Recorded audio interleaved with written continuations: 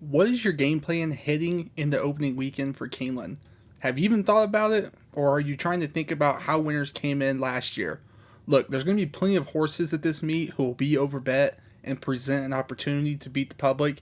It happens every Keeneland meet, and those that are willing to stand true to the trends over the years are going to come out ahead. So let's go over last spring's meet and see what to watch for and what to expect. First off, before we really dive in, three big things stand out from last April. Dirt races were all about early speed. 55% of sprints and 51% of routes went through these horses. Post positioning in 7 furlong races was crucial. 64% of races at this distance were won by post 4 through 6. Turf routes were dominated by stalkers, not closers, and betting on the wrong assumption of this turf course would have left you pretty empty handed. That's why track profiles are so important. Not only can you look back at how a track was playing, but you can also be aware of what trends to watch for in the next year. And there's one in the dirt routes to watch for this year. You'll see the advantage early speed had and how horses were paying more than they even should have last April. Dirt sprints were all about early speed. 55% of races were won by horses on the lead. That can't be overlooked. When factoring in races had on average 8.54 horses per start, it shows how horses too far off the pace were vulnerable. The trends to watch for will be the 7 furlong races. Shorter distances played to early speed. And you see the 5.5 and 6 furlong races, early speed won 14 to 25 of them. Then, when viewing the 7 furlong distance, the track still favored early speed, but what you'll see is an uptick in stalkers' win percentage. Closers still won at the same 16% rate. Post 4 through 6 did win over 40% of races, but that was just 4 more wins than post 1 through 3. Where there was a big difference was yet again in the 7 furlong distance. Looking at post 4 through 6, they won 64% of races going 7 furlongs. Looking even deeper into this, post 5 had 10 of those wins. Only 3 of the winners were favorites. Then, when looking at post 4 and 6, 3 of the 6 were favorites. So overall, 6 of the 16 winners in post 4 through 6 were favorites. The best part is that the winners' average odds were 9 to 2. The public was not really looking here as aggressively as they should have. So looking for this in the 7 furlongs this April will be important to watch for. 38% of races were won by favorites last spring. And remember, that's a limited sample size since it's only a month long of racing. The key was finding a horse or horses in the top 3 that your handicapping said cannot win. Why? It's because 78% of the races were won by one of the top 3 betting choices. Looking at this chart, the classification of favorites is broke down using a method that I love to borrow from other handicappers. It really shows how much support different favorites get and how the public performs when doing so. Heavily backed favorites at 3 to 2 or lower won 43% of races, and that's a little bit lower than what I personally would expect. But when looking at the second and third choices, they made up a combined 40% of winners. So pretty much the public was all over these races. The top 3 choices actually won 83% of the time when facing a favorite taking that much action. And even if you think you're going to get smart and maybe look in the exactas, 8 of the 13 wins that the favorites had were rounded out by the second or third choice placing. Again, these were very logical spots and sharp money was all over them. The favorites in the 8 to 5 to 2 to 1 range won 42% of races. And that total is much higher than normal. The edge, though, was when looking at the second and third choices. Second choices won 3 races, third choices went winless. 12 races fit this classification. What it tells you is that if you can make a case for the favorite being vulnerable, you got paid looking for overlays. So horses with more improvement than the public felt performed great in these races last year. When looking at the shippers, first off, the rule of thumb at Keeneland is always look for a class edge. But last spring, Turfway Park stole these races. They went 17 for 55, winning 31% of the races. Not quite the class edge you probably would expect. And that was ahead of Oaklawn Park shippers who won 6 races and Gulfstream Park who had 5 in these dirt sprints. Real quick, the Turfway Park meet had multiple times where post positioning and running styles shifted in track bias. So finding a horse that ran against the grain in their prior starts could provide a lot of upside when coming into Keeneland. And if you're signed up to the Substack, you've been getting weekly updates on this and the shift in biases week to week. If you haven't yet, get signed up and stay ahead of that uninformed money being bet. One last thing before we leave these dirt sprints, the 4.5 furlong races were not included in this profile. Those races have become favorite heavy. Last year, 6 of 8 races were won by favorites whose average odds were 3 to 5. My advice, focus on other races unless you truly have, the inside sources needed to beat these 2-year-old races. I just don't put a whole lot of effort and energy into them, since you're probably only looking at 8 to 10 of these 4.5 furlong races in the spring. There was a massive track bias in the dirt routes. Just like the dirt sprints, these dirt routes last spring favored early speed. They won 51% of races. It's best understood when looking at the average positioning and beaten lengths at the first 3 calls. Winners on average were in 3rd place at worst. And I just want you to think about that. Fields are averaging 7.1 runners per race. Winners were in just over 2nd place at the 2 furlong, 4 furlong, and 6 furlong call. And you see each of those calls to get closer and closer to purely being in 2nd place. I want you to visually think about what that looks like. I know I keep plugging it, but being subscribed to these daily profiles on Substack can help you create pivot tables or filter data to look for profitable angles like this. So hopefully seeing this chart puts things into perspective a little bit better. So this is the positioning of winners at the 4 furlong call in the dirt routes. This is just before entering the far turn, and I would say most look at fractional times of front runners at this point to evaluate the projected pace. So looking at the positioning of winners at this point of the race was pretty telling. 33% of races were over at this point last spring. Winners were already in 1st place and had the field beat. No one beat these runners. They won 13 races. Another 20% were in 2nd place at this point in the race.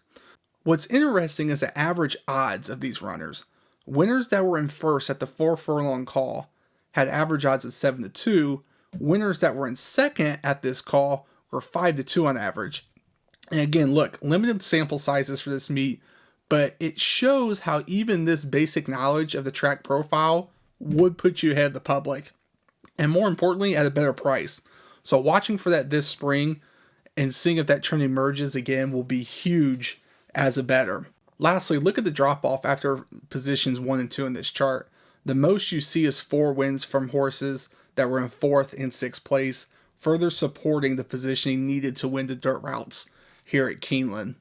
And one last thing before moving on from the track profile, field sizes average such few runners that there wasn't a huge advantage in these races to look for.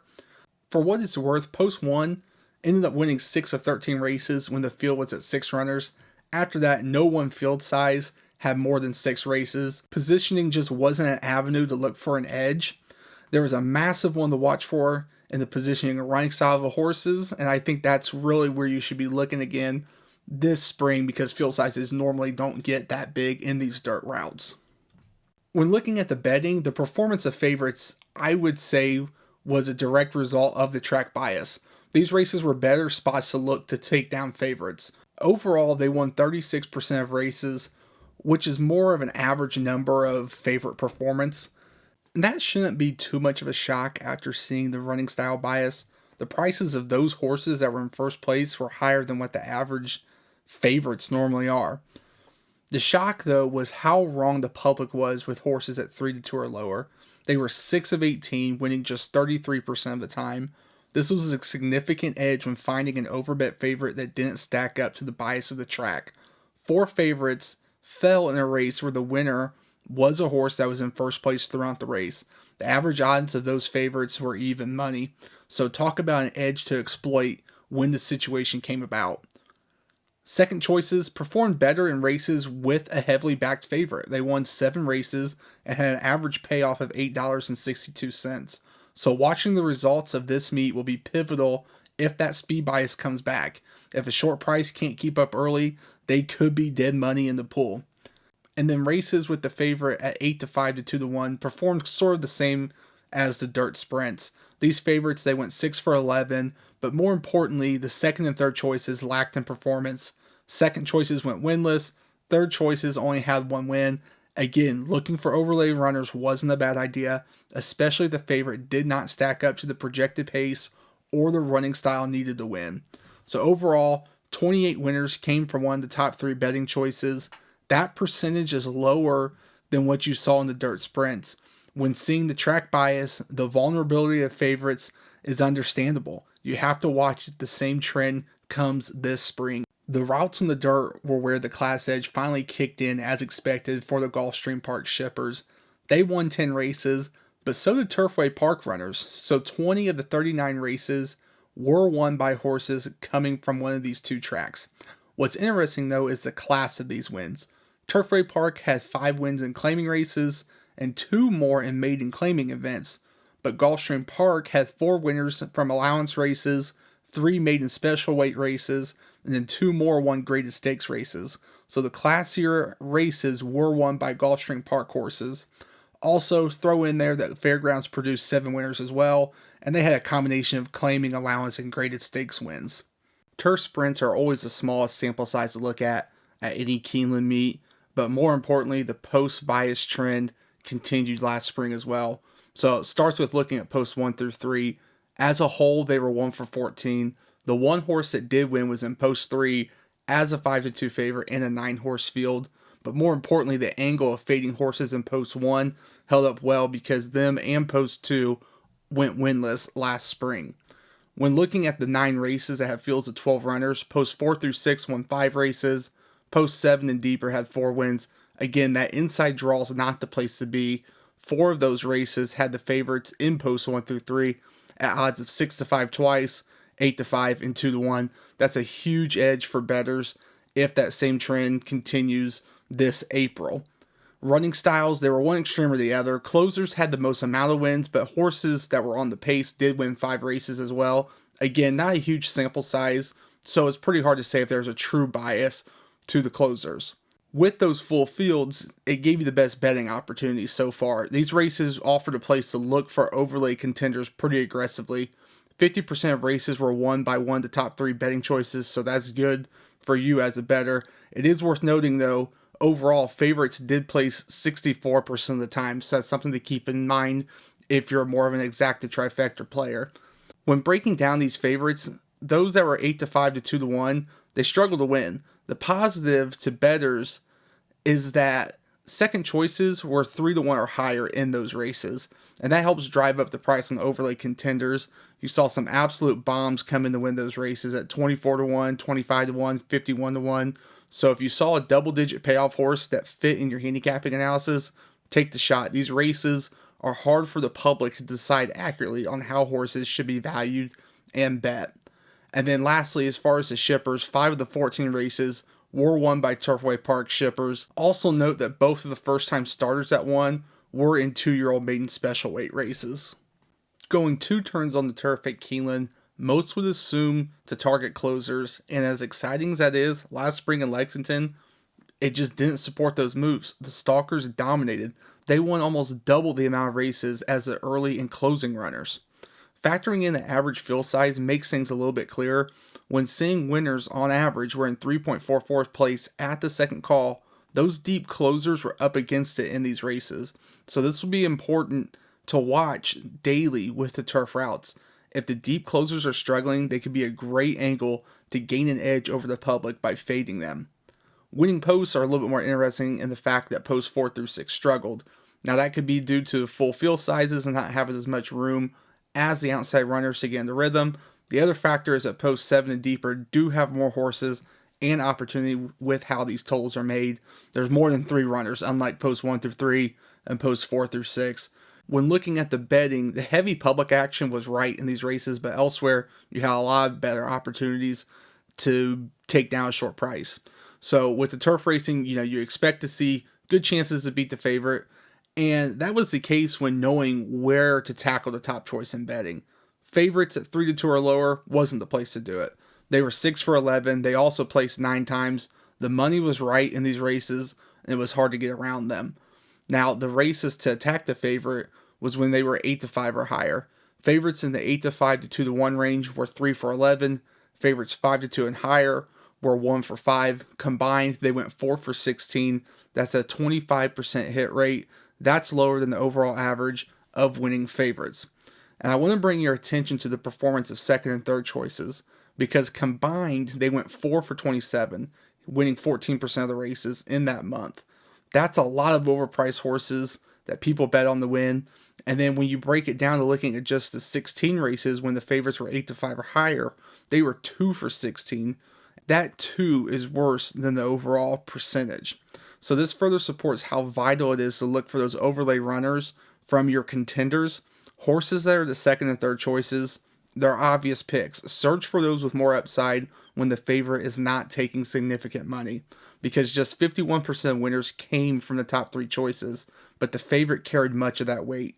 So the full fields and the ability of many of these turf rattlers to win make these races the place to look for those longer priced winners. Class is and will always be important in turf racing, and that was shown last spring here at Keeneland. The Gulfstream Park shippers went 7 for 27, winning 26% of the turf routes. That class edge at the championship meet is massive over other turf tracks. So take that percentage with the understanding, though, that more than one Gulfstream shipper is in most races. But after those Gulfstream shippers, it was pretty even. You saw Tampa Bay Downs, Turfway Park, and Fairgrounds all add in 3 winners. And that edge that Gulfstream horses have is big, so don't overlook them when looking for a price, because if you see a short price horse from a lesser track, they could be a good place to fade them and use them as dead money in the betting pool. In the description and in the comments, I'm going to link the post where you can get the Excel sheet that I went through for all of these stats. It's a great way to filter through information, look for other angles that we didn't discuss in this video. Test if there's a betting trend to look to take advantage of this year. So the possibilities are truly endless. Get signed up and you can get access to that for last spring here at Keeneland.